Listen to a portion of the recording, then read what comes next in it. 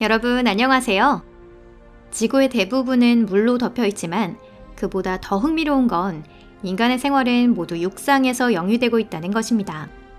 그렇다면 본래 지구상에는 어떻게 대륙이 출현하게 된 것일까요? 과학자들은 이 일에 대해 오랜 시간 논의를 계속해왔습니다. 그리고 이번에 그 답을 찾은 것 같습니다. 여러분, 여기는 토픽입니다. 이 동영상을 보시면 모든 것을 알게 되실 수 있어요. 그럼 시작하겠습니다.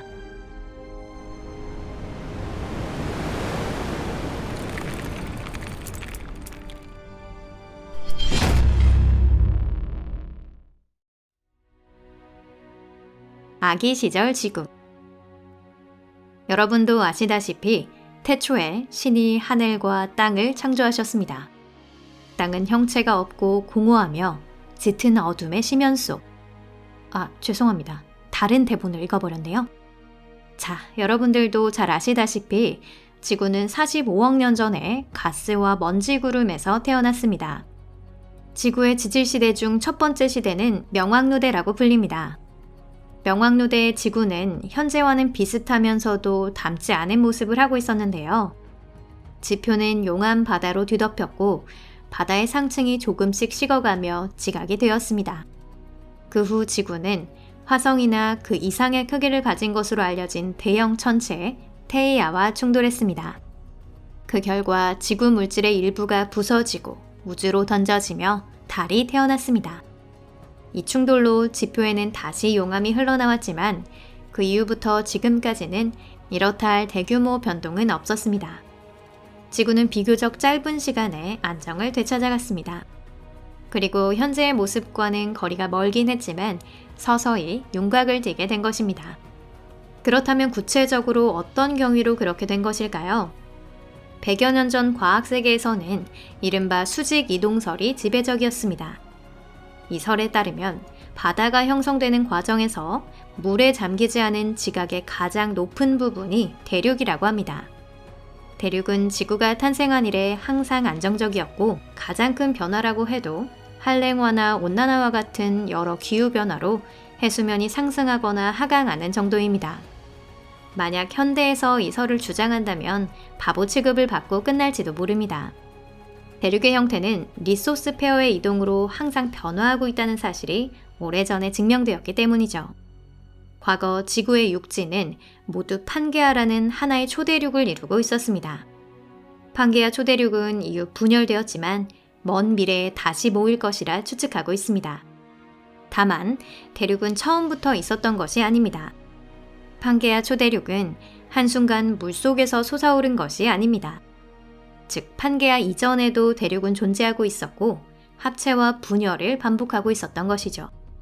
하지만 그 이상으로 흥미로운 건 적어도 지구가 탄생한 지 처음 수십억 년 동안은 육지 면적이 지속적으로 확대되고 있었을지도 모른다는 것입니다. 그 좋은 예가 바로 과학자들이 아는 지구의 첫 번째 대륙 중 하나인 바르바라 대륙입니다.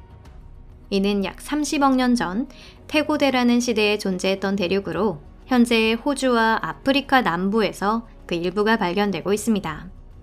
바르바라 대륙의 크기는 남아프리카 공화국이나 이집트에 못 미칠 정도로 작았던 것으로 보여집니다. 또한 이외에도 우르 대륙이라는 고대 대륙을 들 수 있는데요.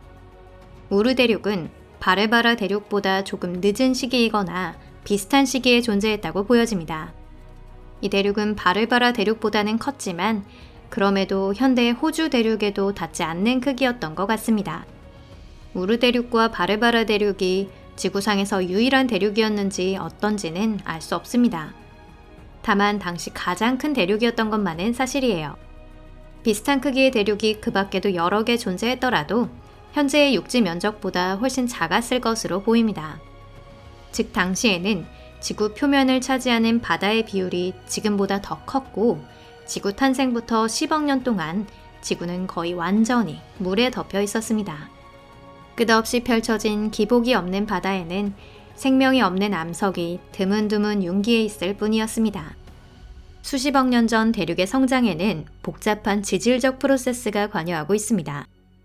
이 과정의 결과 퇴적암층, 화강암층, 화강현무암층으로 이루어진 두꺼운 대륙 지각이 퍼져나가기 시작했습니다. 이것이 화강암을 주성분으로 하는 얇은 해양 지각과의 차이인 것입니다. 면적으로 비교하면 대륙보다 바다가 훨씬 넓지만 전체적으로 지각의 대부분을 차지하고 있는 것은 대륙 지각입니다. 그렇다면 대륙 지각의 성장을 재촉한 원인은 무엇이었을까요? 그 의문의 답을 과학자들은 오랫동안 찾아 헤맸습니다. 알고 있는 건 지구 탄생 30억 년 이내에 일어났다는 점, 그리고 완전히 해양으로 뒤덮인 어른 태양계 외 행성의 발견으로 보아 지구가 이렇게 된 것은 필연이 아니라는 점뿐이었습니다. 대폭격. 확실하게 말할 수 있는 것이 있다면 대륙 지각의 출현과 그 후의 급격한 성장이 어떤 대변동과 관련되어 있다는 것입니다. 그 대변동이 심한 화산 폭발과 두꺼운 퇴적층의 형성으로 이어졌을 것입니다. 그렇다면 어떤 대변동을 생각해 볼 수 있을까요? 이 수수께끼를 푸는 열쇠가 얼마 전에야 밝혀졌습니다. 과학자들은 호주 북서부에 있는 가장 오래된 암층을 조사했습니다. 아까도 말씀드렸듯이 이곳에는 수십억 년 전 바르바라 대륙의 일부였던 지각이 현존하고 있습니다. 즉, 여러 지질 시대의 층을 깊이 탐구할 목적으로도 이 장소의 조사는 매우 중요한 것이죠.